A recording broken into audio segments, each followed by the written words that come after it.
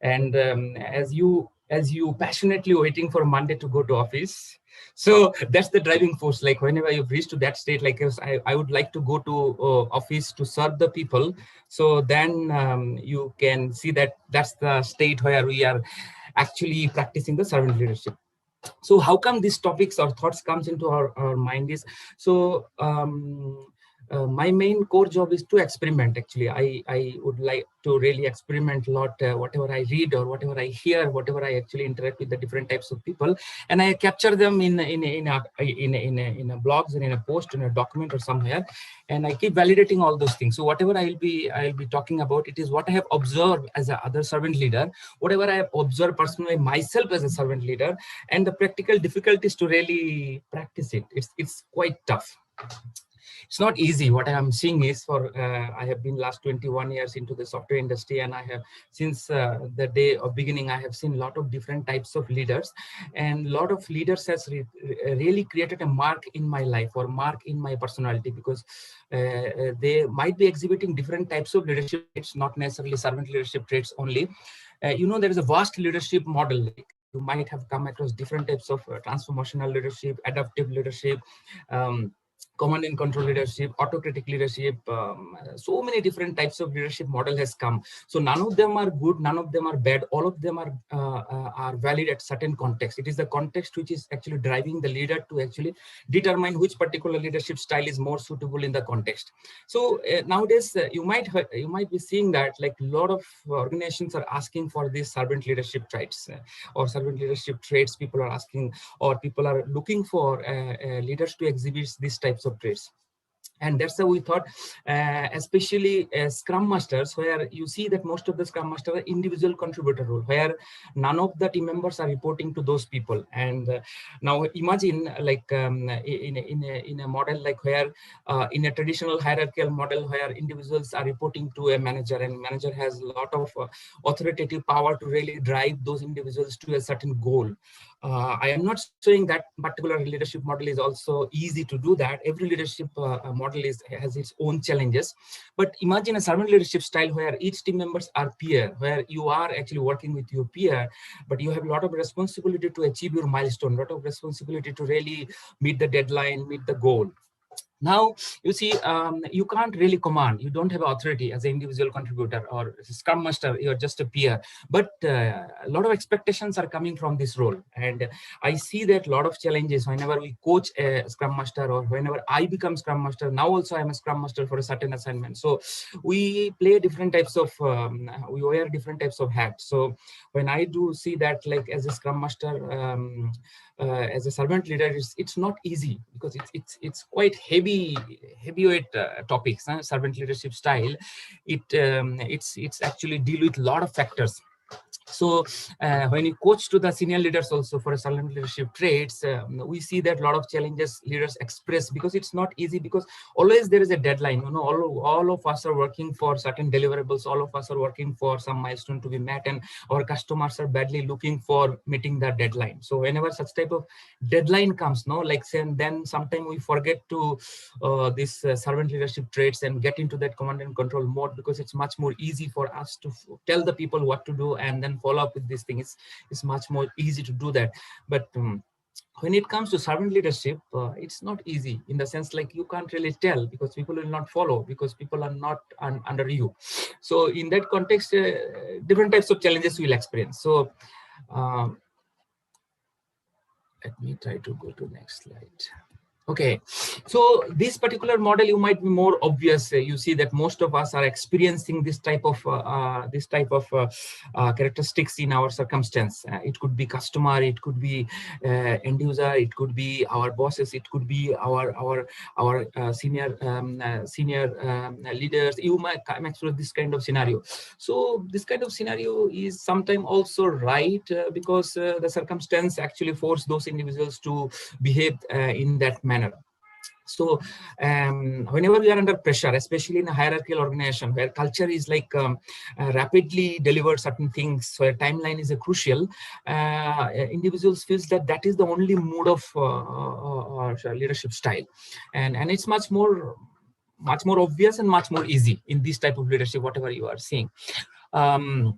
But you see the statement for 1,000 years back, someone said that like uh, what we are looking for, you are enabling individuals to perform better. You are actually guiding these individuals to elevate at certain level through your wisdom. Now you acquire this wisdom based on the observation, based on different kind of reading, or different kinds of activities you are doing, through which you have acquired this knowledge, and through this knowledge you are enabling these individuals to proceed or meet that goal. So that's something what Lao Tzu is trying to say here.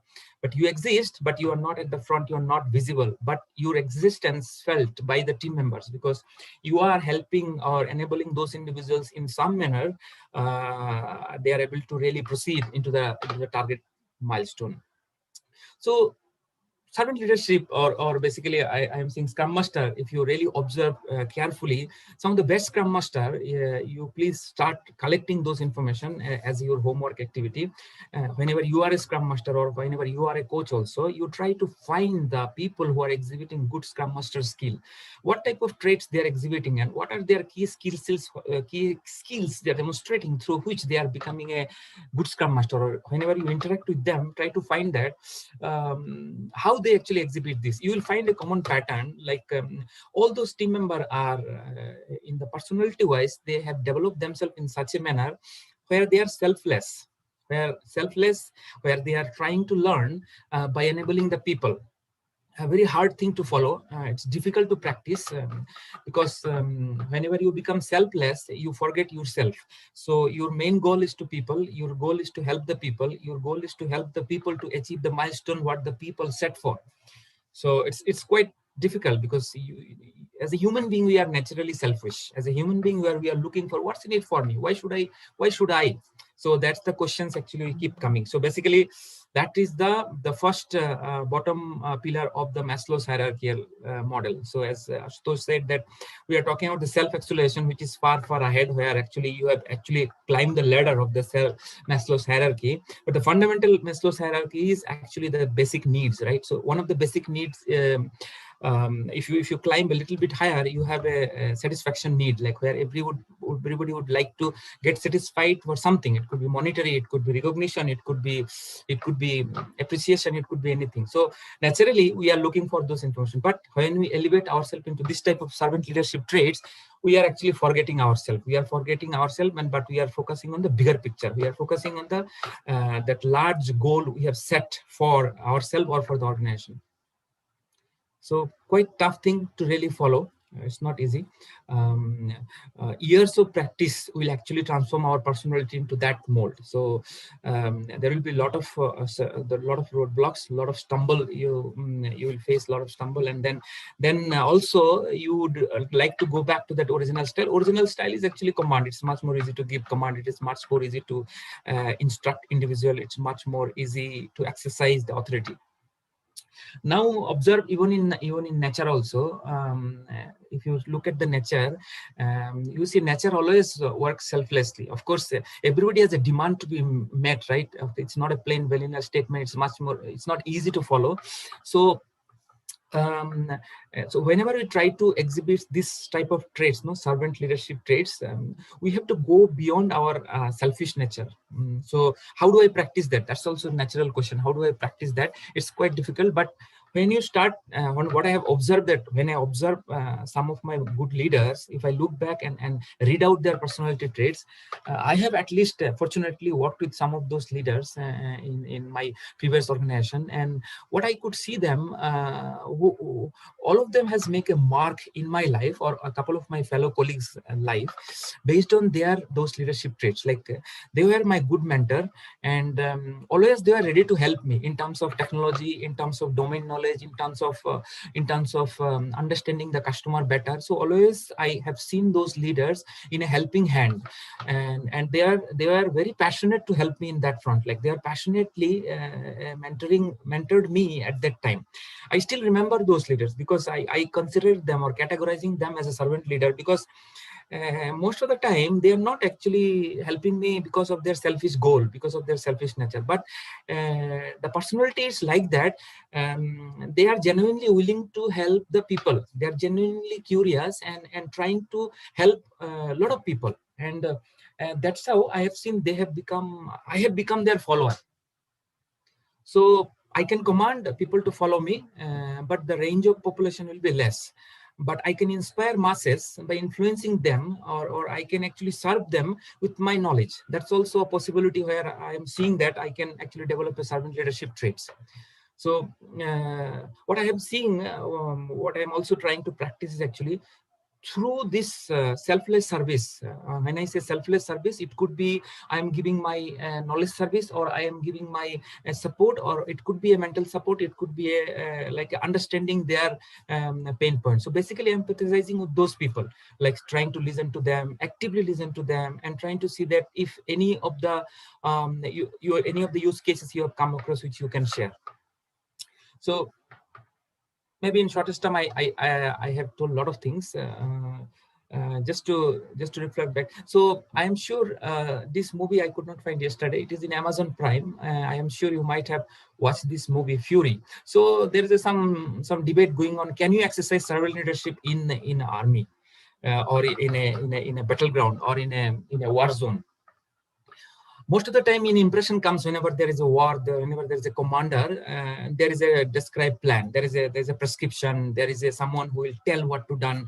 And it's in a crisis situation. In crisis situation, your leadership style is most of the time tell what to be done, because you are the expert, you know what to do, you know how to do, so people will come to you to follow the instruction. So that imagination comes in our mind. But even if you really study, even in the leadership style also in those zone is also changing.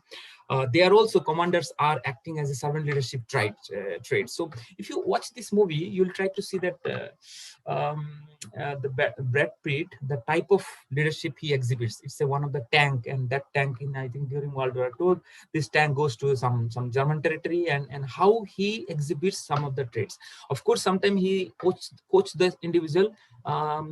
I think he's the person whom he most of the time coach him, and trying to really elevate his emotional strength, and trying to elevate him so that he can perform at the right level. So he don't tell, he don't dictate, but he try to inspire, he try to tell some stories, he try to influence his mind. So basically, but he is in the commanding position. But sometime he acts like a commander, but most of the time he try to exhibit the servant leadership traits through which he try to bring or get along all those people. So the message what I'm saying, or what I'm sharing, is actually it is possible to exhibit servant leadership style even under crisis also. But if you watch this movie, you will see that like sometimes those type of traits are gifted, sometimes those types of traits has to be polished over a long period of time by exercising a lot of soft skill. That's the crucial aspects, the soft skill, like how much or how long consciously we are practicing those soft skill which can make us a servant leader. Because by actually polishing all those soft skills, people will try to follow you, people will slowly, you will observe that. Of course, you may not be consciously building that follower base, but at least you are consciously trying to help those individuals so that they become better whatever they are doing. So if you have that ambition or that goal in your life, so that's what I'm saying is most of the leader whom I am thinking, imagining, they become better because the genuine willingness to really help those individuals through coaching, and through mentoring. Either we have grown in, say, project management skill, or domain knowledge skill, or maybe technological skill, or maybe we have become a better human being because those leaders have been really guided us selflessly. So they have listened to us, they have understood what are our pain point, or what are our limitation in terms of even English speaking also. My mother language is Bengali. Most of the time I have studied still Bengali, so I can't speak proper English. So initial days also I had a struggling to really interact with the customer, even today also. So but compassionately or empathetically, those leaders has understood this weak point, and they have actually mentored us in such a way that I could able to speak better English. So I'm just telling this as an instance, like there could be many such a pockets where you can consciously identify what are the things as a leader I should help those team members. And genuinely, when you start elevating those individuals from whatever position they are in, then what I am seeing is people will start following you, and you naturally become servant leader. Though you may not be a designated leader, but you become a leader because you are doing something serving for the people on a different context.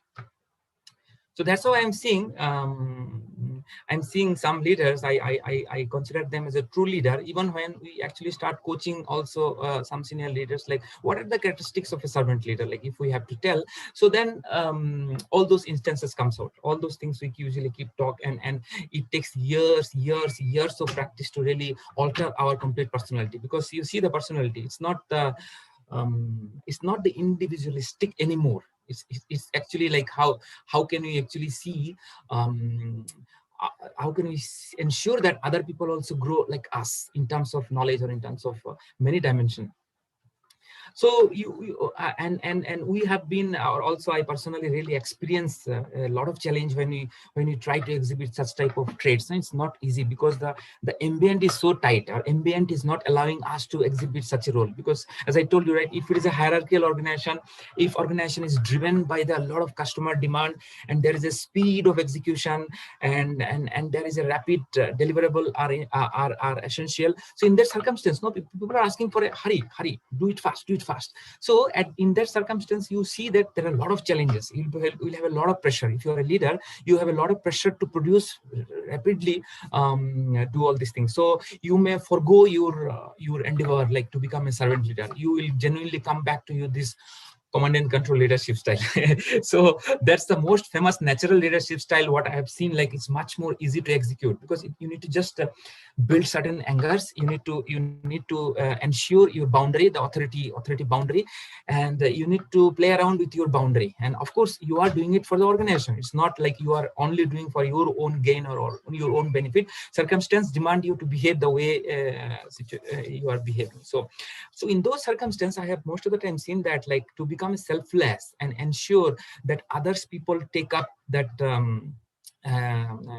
that leadership traits, it's a time consuming, and most of the time you may lose passion, most of the time you lose passions, and that's the challenge. Then you're gone back to the original shape. So the biggest $1 million question is, how can we consistently perform same all the time, irrespective of the pressure? So that's the journey. I am seeing is we need to mature ourselves. That's the journey. We need to ensure that, like, every day, at the end of the day, when you really note down what are the best characteristics or best traits you have done, you need to see that can you really do some course correction. Because as I said, the ambient play a significant role, and of course your hierarchy and your leadership all support is also essential. If they are believing in a command and control leadership style, then for you it will be a little bit difficult to really play a servant leadership style in that context. So first of all, as a coach also, we need to really alter our ambient, because we also create a pool of servant leaders who believe in servant leadership style. I'm not saying this is the only leadership style which has to be exhibited all the time, because every situation demand different types of leadership traits. So that's how we need to take a conscious call and see if we can exhibit most of the time these servant leadership traits. Because especially in the technological era, you see that lot of language are coming, lot of technological things are coming, lot of dimensions are changing. So it's not also easy for us to really know everything, or I cannot tell all the solution. It's very difficult to tell all the solutions. So that means I need to really get along with all my team members. I need to ensure that all team members are support me, and all team members also understand what are the big picture. As long as they are not able to understand, they will not able to support you the way we are looking for a support. So that's how we need to elevate all of them, come to a particular stage, and come to a goal which we are looking for. So only way I am seeing that servant leadership style, servant leadership challenges, what we are seeing in a different kind of organizational circumstance, persistence. Because if we are consciously practicing it, I'm sure in 5 to 10 years we become a better servant leader, because the outcome is huge, because the resultant benefits are huge. Because you can tap the CPU power of all the people. Like if you have millions of followers, follower, because they follow you because they believe you, because you might have changed some thoughts in their mind. You might have really did something or influenced something into their personality. Because of that, they're following you. And they are ready to do whatever you ask them to do, because they believe you, they trust you. So that's how we create that equation. That's how we create a relation. And it's not easy. I'm always telling it's not easy. It is a persistent effort from our side, where we consistently try to improve those characteristics which makes us a servant leader. The moment we change it, people will actually do whatever you would like them to do, they will do. And as a result of that, you'll have millions of ideas, because if you have millions of followers, you have millions of suggestions coming. And if millions of suggestions coming to you, that means you can make miracle. So in today's organization, where everything is changing, where innovation is the key, if you can tap those mind, if you can tap those people, where all of us are growing, where all of us are trying to contribute to become better. So you see, the knowledge base what we are rapidly building will be massive. So in that way, what we are forward thinking is, especially in the knowledge industry, you see this type of traits will be more and more prominent. So some of these dimensions I have touched upon, but I have touched upon very fast. So that's why I should really pause here for some time. So far, whatever I have said, or whatever I have shared as my personal observation in my own journey, you might have seen all those aspects. Like if someone is exhibiting a servant leadership traits, you see their personality is formed based on the soft skill. Like those individuals from since their childhood or since their journey, they have molded themselves into this format. Like they're very passionate, and they are people person. They listen carefully, they empathize with the individuals, and they try to live a life of those individuals, and they are always willing to serve those people who with whom they work for. So you see, these are something which is actually our personality traits. It has to be something go inside, and it has to be consciously practiced through every Monday. So as you rightly said, most of the population said this, you would like to go to office to Monday. So go to office for what? So go to office for exercising these skills, because that's the opportunity platform. Because office is the research laboratory where we experiment whatever we are learning, whatever we are gaining knowledge. Of course, you may not able to get opportunity to the fullest extent to exercise all those skills, but if you start today, in another 5 years, you see there's a slow transformation in your thoughts. After several years of practicing all those traits, even the circumstance is a war situation also, you will not change. And as I have observed, and you will also observe, that most of the good leaders are actually started exhibiting this type of traits. They have already transformed themselves. They have already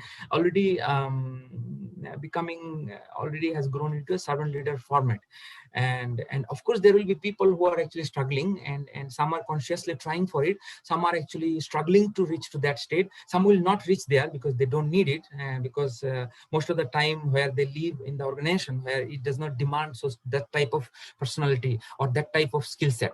But most of the innovative organization is looking for sustainable leadership traits, because as I told you, right, when you have a millions of followers who trust you, you can really make a miracle products or miracle services with the help of all those team members. And anywhere you go, as your personality is same, you can easily influence those people, because you have already formed or molded yourself into with all those skills. With all those skills has been polished in your personality.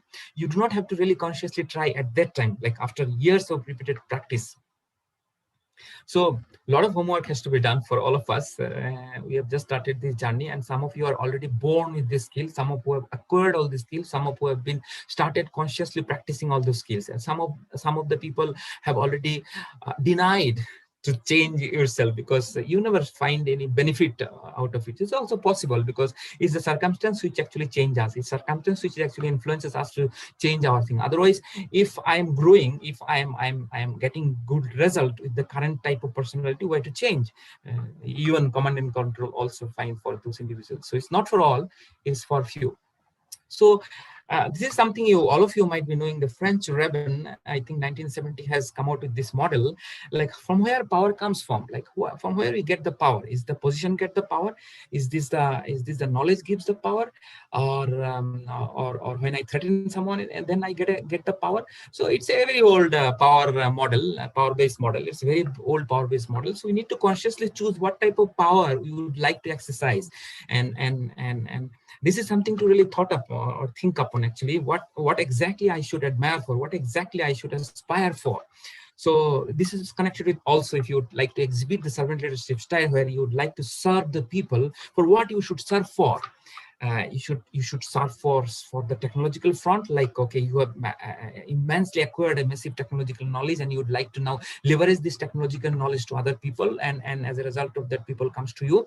Or you are a people person where you would like to help the people to become a better people. So in that manner also, it's also one of the skill, like, so have you really would like to go that as a skill, or you would like to exercise your authority because you are the VP of the organization and you have a lot of money power, a lot of power, and through which you would like to drive the people. So what exactly we are looking for? So as we said, no style is bad or good, no power formula is good or bad. It is the context which actually force us to drive what style is best suit for that context. So it's the self determination. We have to consciously drive what I would like to develop myself. What is my key strength, and where should where should I actually exercise my key strength? So you see, it's a lot of retrospective or basically reflective thing as a personality traits. Like when we talk about the servant leadership, either I am a Scrum Master, either I am a product owner, either I am a VP, does not matter. Every leadership can be exercised through the servant leadership aspect also. Whenever you say servant leadership, you might be imagining, like nowadays, the Martin Luther King or the Mother Teresa or Mahatma Gandhi's picture comes. So just imagine those personality traits, what type of style they exhibited, and why they, whenever you type this name, why this name comes. Um, this is called, again, in I think 1980s, this model has come. This model is very popular. I'm sure all of you might have exercised this model. This model is more essential when you go for a coaching or when you become a leader. This is called situational leadership style, where actually it tells that based on the maturity of the individual, our leadership style changes.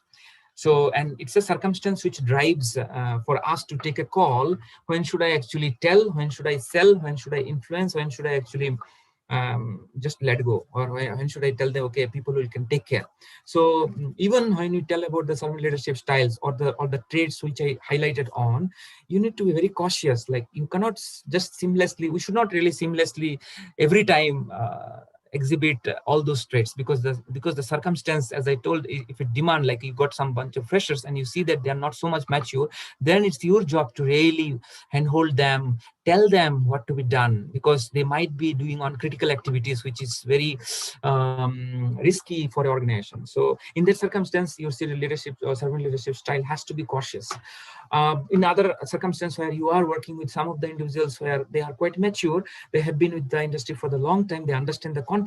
So in that style, in that type, we need to you need to really exercise servant leadership style or different leadership style based on the circumstance. How much you should tell, or when should you let go, and how much you should mentor. So all those things is changing. So it's like a star, like a servant leadership star with the context. So I'm also telling the cautious part also, like when should you really exercise the servant leadership style? You cannot really uniformly apply servant leadership style in all the context. So be careful which particular context you are choosing. So that's very important. So this is extraction from my third book. It's called We Can Lead. You can see that book. So it has based on a model. So what I'm imagining, like you are like a large kalpataru briksha, I call them, or a big banyan tree. So whenever the large tree concept comes in your mind, so what comes is actually it will give you a cool air, it will give you a shade, it will give you fruits, it will give a lot of benefits, but it has a deep-rooted system. So whenever you imagine yourself as the individual who has a deep-rooted personality, like you're firm, you're robust, you're resilient, you're persistent. So we build our personality in that manner. Like when we help others, when we try to exhibit the servant leadership traits, but our root has to be deep rooted, where we are firm, we understand what we are talking about. Whenever we tell about we are subject matter expert, but we are deep rooted because we have experienced our subject, and over a period of time we have gained that expertise, and that's why we are telling. So even our leadership style also has to be exhibited. But first I have to analyze myself. What is my key strength? What I am good for, and what particular area I should be strengthening. And my soft skill set is also need to be analyzed. And wherever is weak, I need to polish it before I help others. So that's why I'm saying a root or the trunk, or the root of the tree has to be deep rooted. Similarly, in our personality also. Similarly, based on your deep rooted system, your trunk will enlarge. Your trunk will become, like here I'm showing that Mother Teresa. So imagine this kind of personality. They have a strong soft skill aspect. Their personality is very strong because they have formed or they have molded their personality at that level, and that's why they could able to serve those humanities in the large scale.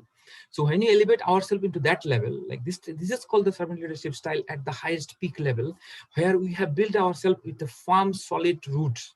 So that's how we can plan ourselves. All the leaders what I have seen for, they are based on a firm ground. So you can think of, you can visualize in that manner. So we all would like to become a great banyan tree one day, and our root is deep rooted, maybe 10-20 feet deep rooted, the ground. So it's just an analogy I thought of sharing with you. I'm sure this particular book is very famous book, and most of our leadership training we keep sharing this, Turn the Ship Around. And you know this story. I think one commander who is suddenly assigned for a nuclear submarine, where he has no clue about the nuclear submarine. In US, most of the people actually spend significant amount of time in the submarine when they actually work in the sub, because it's very critical system, and the captain or the commander of such type of ship are well aware about every systems of that ship. But that individual, that commander who has written this book, is just new to this system. So how do he run the system? So you see, he have exhibited highest level of servant leadership style. He is telling it's not a leader follower model. He's telling it's a leader model. If you really look at the video of YouTube of this video, nicely the draw explanation has been given. You try to map now whatever we have discussed so far, the servant leadership style versus the leadership style he has exhibited. He has actually revolutionized with this idea. He started creating thousands of his crew, hundreds of crew members as equal of his knowledge, like through asking questions, through bringing clarity, by setting a goal, and by building their knowledge. Like instead of telling them what to be done, he is asking this question: you tell us what to be done, what is the intent, what you would like to do, what do you think will happen if you do like this. So that means he is creating a lot of replica leaders at the ground level. So he's also leader, and he is serving those leaders. And also he is creating those leaders so that they equally take up the responsibility. So you see how to create a self-driven culture, like to build a leadership pipeline. You see, he has told, I have created a pipeline of leaders who are the thinkers, who are not the instruction follower. So all his, if you really, I request you to really, I'm sure you might have watched this video. You please watch this video several times. I also keep watching this video whenever there is a training comes, but I keep forgetting. I can't remember this, so I keep forgetting this. But this is the style which you would like to exhibit. We would like to create more leaders. We would like to empower people. We would like to kindle the hunger in the people's mind. And it's an exercise, because what I am saying today, you may not appreciate it. You may not be able to do this tomorrow onwards. It takes years of practice, where we know the art of kindling those power in people's mind. And it's quite tough job. And as I said, like Scrum Master as a servant leader, it's a massive work. So I have seen in a company like where 25 years experience people are becoming as a Scrum Master. You know, software engineers in US also 25 years plus years, so they don't really care about all this. But we do need those mature individuals who can run the show, who can drive the show. Though they are the individual contributor, but still we need those maturity. How can you get this maturity? That's the question mark. So though you might be seeing that, you're saying that in the JD, you'll be seeing this, looking for a Scrum Master, exhibit servant leadership traits, 10 to 12 years experience. So you see, the expectation is very high. So in a quickest timeline, how can you build a pool of such expertise in a less time? So that means what we have to do, we have to consciously practice to change our personality in that shape. And it takes years of unlearning, which we have learned since our childhood. If it is not structurally formed, or it is not right manner, then we have a lot of work to be done. So yeah, so I think that was my last slide. So what I am seeing, I am sure you are also seeing. So this is my servant leadership journey which is going on. And so I'm seeing when I'll become servant leader. So I'm still watching that mountain. So That's how my journey is right now going on, and that's how I have been collecting those traits and looking for those leaders.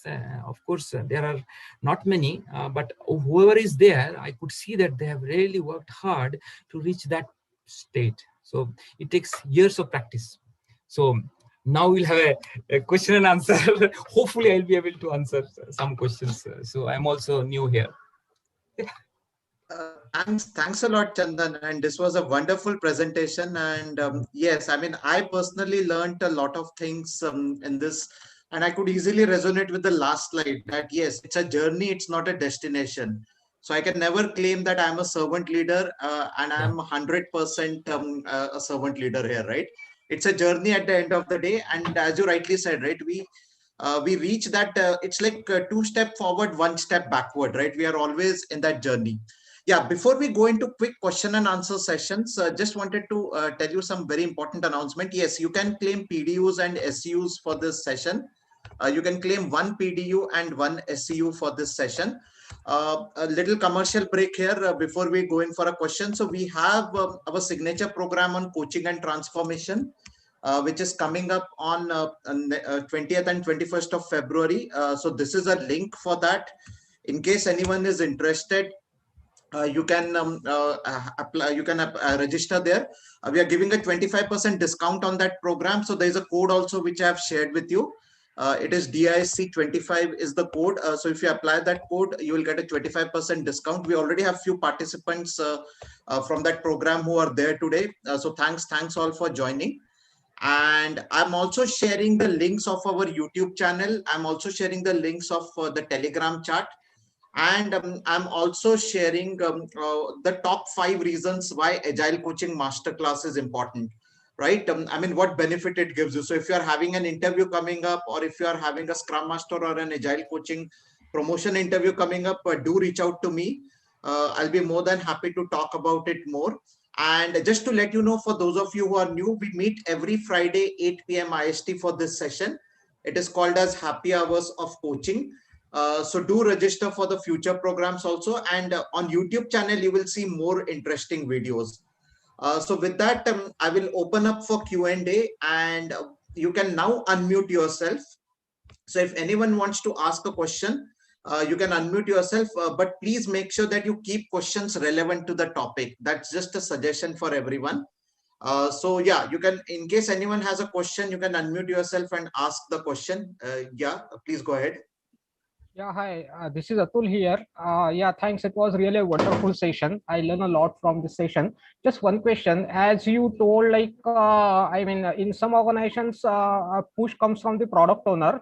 Like they give us a deadline of 3 months to 4 months, and simply the product owner and our organization leader itself, I mean, they ask the Scrum team to deliver. I mean, to deliver the product features in 1 month or 2 months span of time, and then the team works very hard on bank holidays, Saturday, Sunday, and so they get demotivated, discouraged.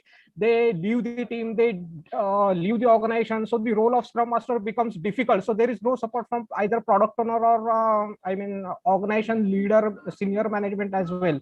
So how to serve as a servant leader? I mean, even on the top of a coaching to senior leadership or product owner, it doesn't work out. So how to go about it?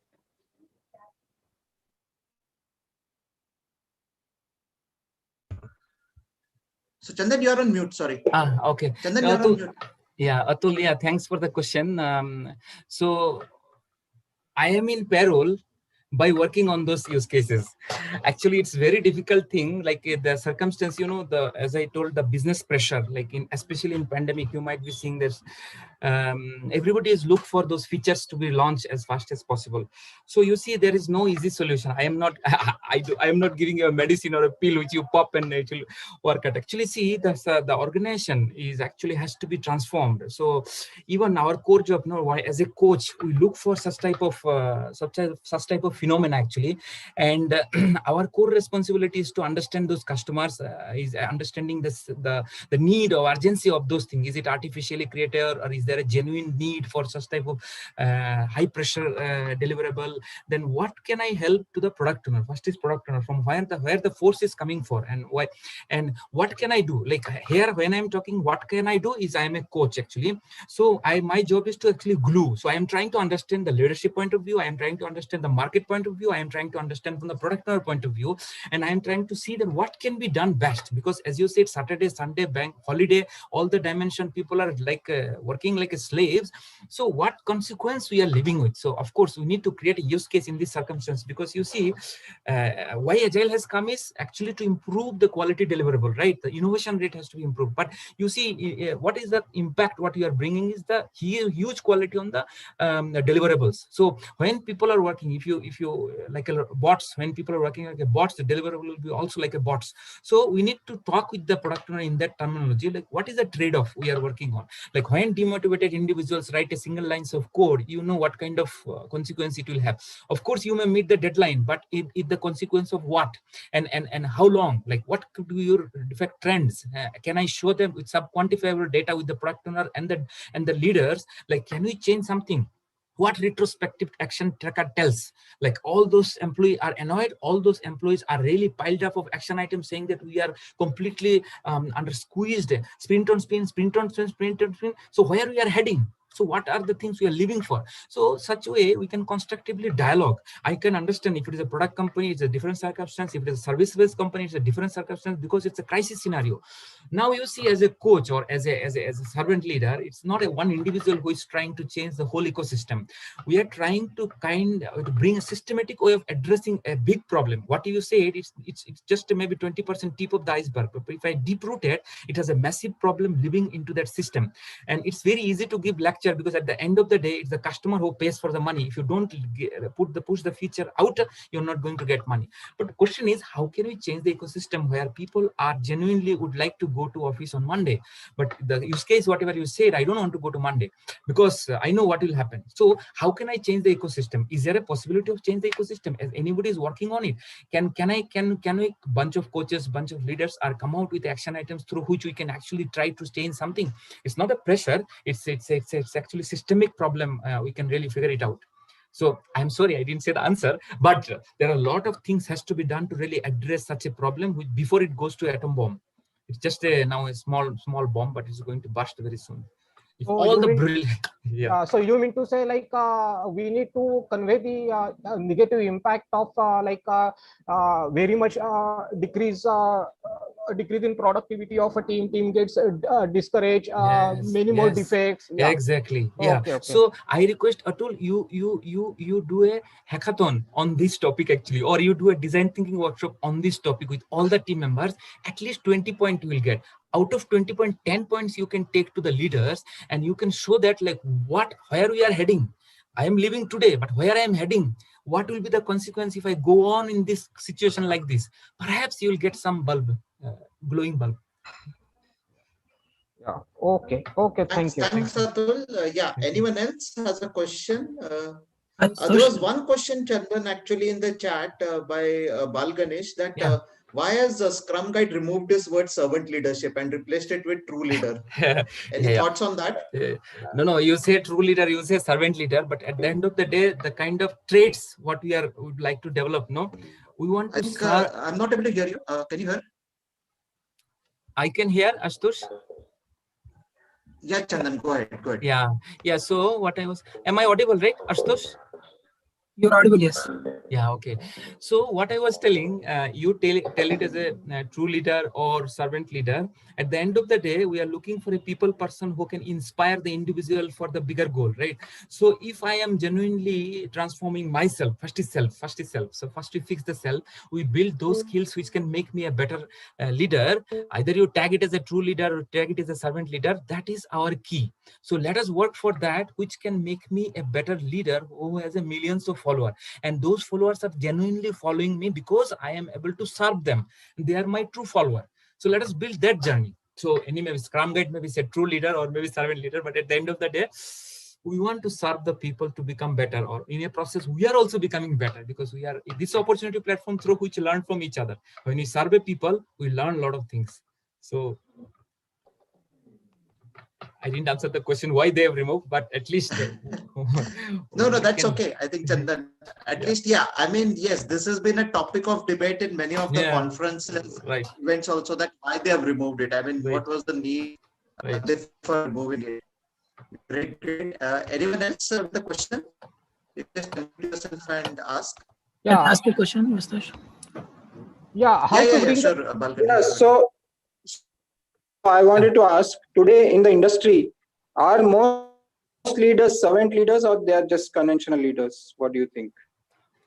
So I don't know who asked. I didn't. So it was Partha. Partha, okay. Partha. Yeah, Partha. As Yeah, we show, Partha. yeah, Partha, you see that situational leadership model, right? Actually, every situation demand different types of leadership traits has to be exhibited. So somewhere hierarchical leadership works, somewhere traditional leadership style works, somewhere actually that servant leadership or the transformation leadership or adaptive leadership or complex adaptive leadership style is also need to exhibit. It is the circumstance. When I say circumstance, there are a lot of innovative company where they need a lot of innovation. So there you cannot exhibit command and control. There are execution company where they are back-end operation, they need to rapidly serve some of the tickets. So there you have to do command and control. So you see, we have to take a call based on the context whatever we are operating on, and we need to take the judgment call, and more we know the different types of context. Now we can actually change our leadership style, because at the end of the day, outcome is actually what is impacted. So which are the situations where you can do servant leadership or where servant leadership is the best? Yeah, you see, especially a knowledge worker, when there is a lot of uncertainty, ambiguities are there, a lot of innovation is expected. So in that context, you can actually enable those individuals to come out with a lot of ideas, lot of innovative way of building products and features. Because if you apply the force, if you apply a command, it suppress the people's innovation skills. So in that context, if you try to apply a traditional leadership style, it backfires. Actually, a lot of ideation didn't happen.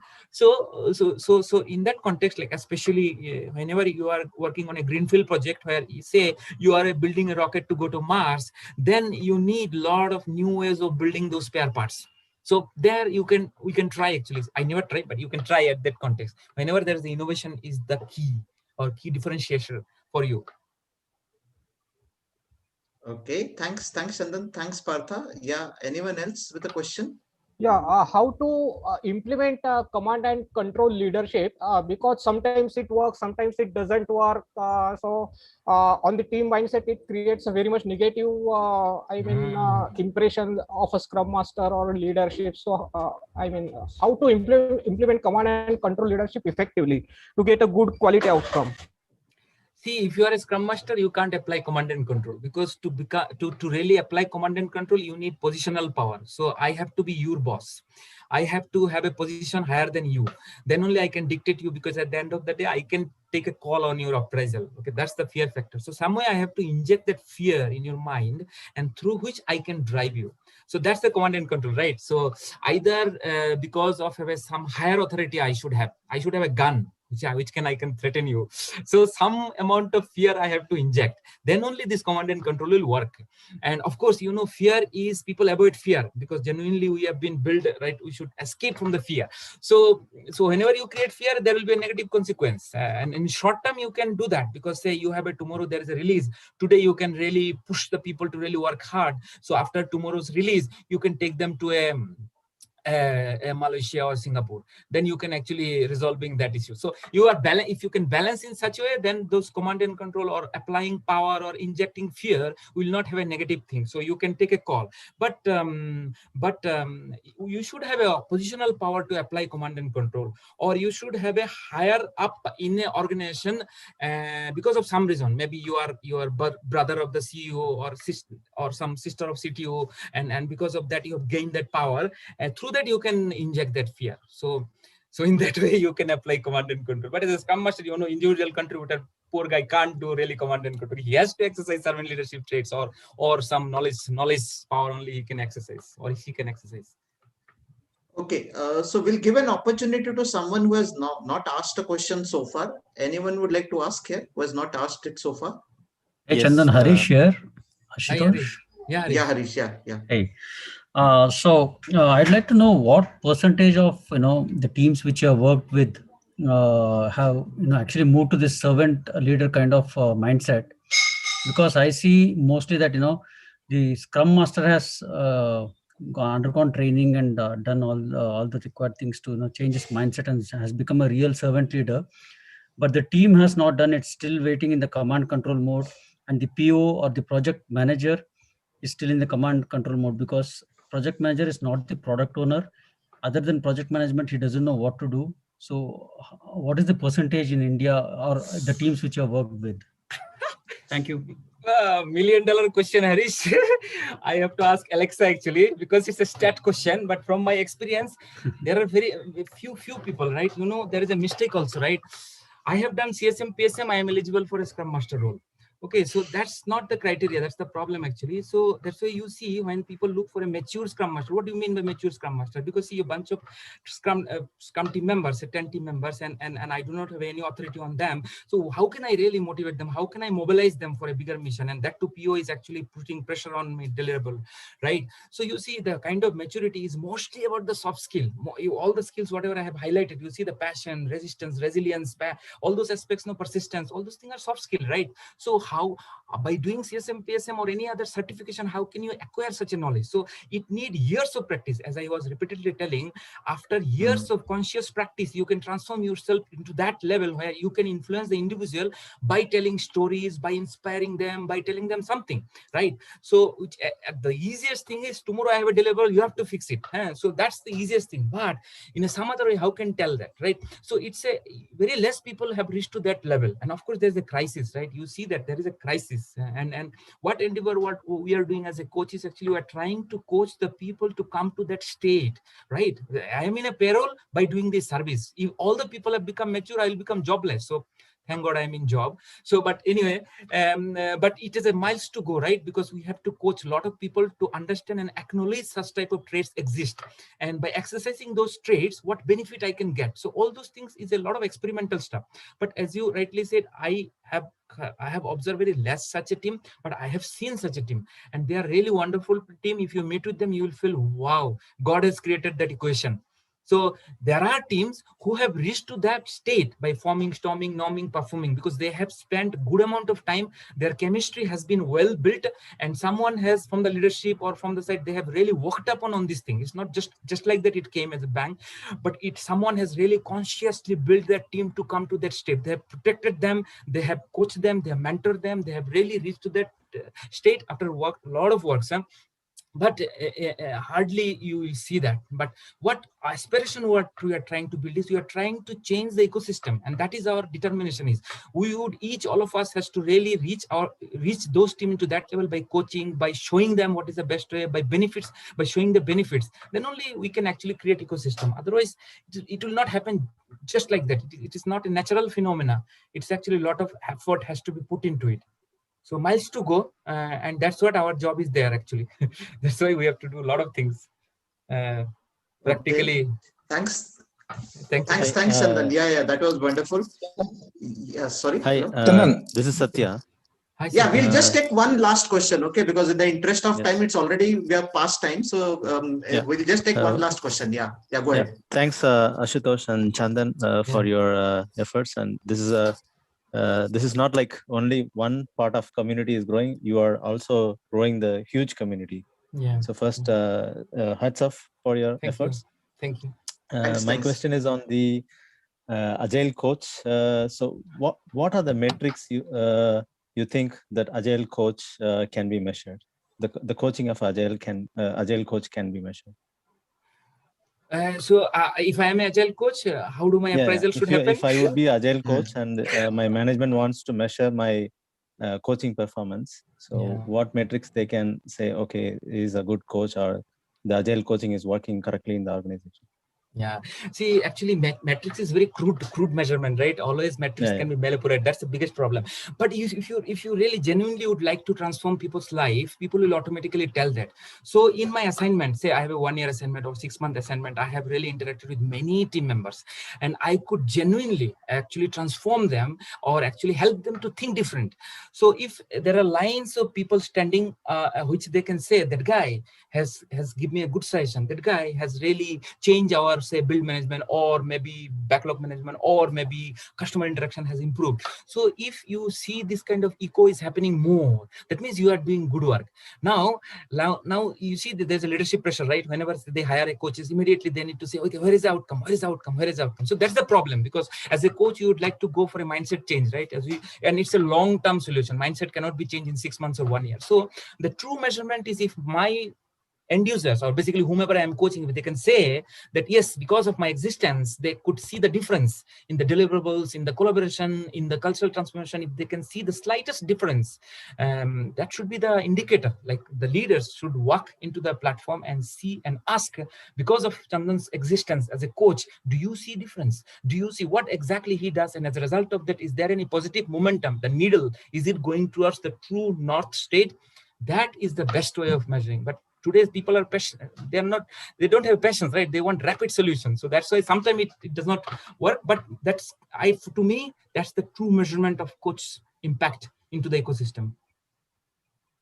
okay. Thank you. I think it was well answered. Thank you. I raised this question because there are so many coaches in our firm, and they want to see who is doing better, and they want to put them into the firefighting mode. So yeah, I know. Yeah. Ashutosh, I have a question. Can I? Yeah. Actually, we are almost out of time. So, what's the question about? Maybe we'll see. Depending on the question. What is the biggest myth about servant leadership? What is the biggest myth? Okay, this is the last question. Okay, no question after this. Yeah. Go ahead. Biggest myth of servant leadership. Very difficult. This is Rajesh Asana Chandan. Yeah, Rajesh. Chandan, can I answer that? Yeah. Okay, so this help me. Yeah. So the biggest myth about servant leadership is that you are a secretary. Okay, that servant leadership means that you are a secretary kind of a person who's actually like a servant, who's going to set up meetings, who's going to do minutes of meetings and reports. I would say that's the biggest myth. The second biggest myth is that people think that servant leader is a very soft-spoken person. He or she cannot be assertive. See, the important thing here is you have to be assertive, not aggressive. Command and control leadership is pretty aggressive in nature, but servant leadership has to be an assertive leader. So another myth which I have seen at least is, and Chandan, you can add on this, is that a servant leader is very kind of a feeble person. He or she cannot take tough decisions. I think those are some of the myths which I have heard about servant leadership myself. True. I echo. True. Thanks, Ashutosh. Okay. It was very clear. Yeah, thanks, Rajesh. And in case anyone wants to come on a camera for a quick photo, I will be more than happy. I mean, this is optional. This is not mandatory. Again, if you want to come on a camera, you can come quickly. We can have a photograph. And those are the coordinates. In case anyone is interested in Agile Coaching Masterclass program, do reach out to me. We can talk on that, what that program is. I've already shared the YouTube video link of our channel. All the video, even this video is getting live feeded on YouTube. So in case you are interested, do subscribe to the YouTube channel, and I'll be more than happy to have subscribers like you. And yeah, wait for more such interesting sessions as we move ahead. I always believe that Friday was an enjoyment this photo time. Where you will post it in the group or what? Okay, so we post this photo on LinkedIn also. We post this on LinkedIn. Yeah, hello. Can you hear me? Ashutosh. Yes. Can you hear me? Hello. Yeah, we can. Yeah. What is the question? Sorry, I didn't get the question. Oh, I think we lost that person. Sorry. I think we lost that person. Anyways, no. We post this photograph on LinkedIn, and we post it not on group in the sense on the group channel. It will be posted. Okay, so that was, I think, the concern which the person had. I forgot who was the person. Sorry. Anyways, so thanks everyone, and it was wonderful interacting with you. As I said, happy hours is something which we all used to enjoy on a Friday, right? So we are trying to make it in a virtual format. and looking forward to host such more interesting sessions. So I'm not disclosing the future speaker, but we do have interesting speakers coming up in next couple of weeks, I would say. So on the 27th, I think, on the Sunday, we have a very interesting speaker coming. Yeah, sorry. Hello. Ashutosh. Yeah. Yes. You're taking a photo now, or hello? You're going to take a photo, then you'll post that. This is Partha. No, that's what I'm saying. Yeah. So if you have a concern, I won't post it. If you have a hello, I think I can't hear you, Partha. Partha, I can't hear you. I think you're not able to hear us. Sorry. No, I'm not. I'm unmuted now.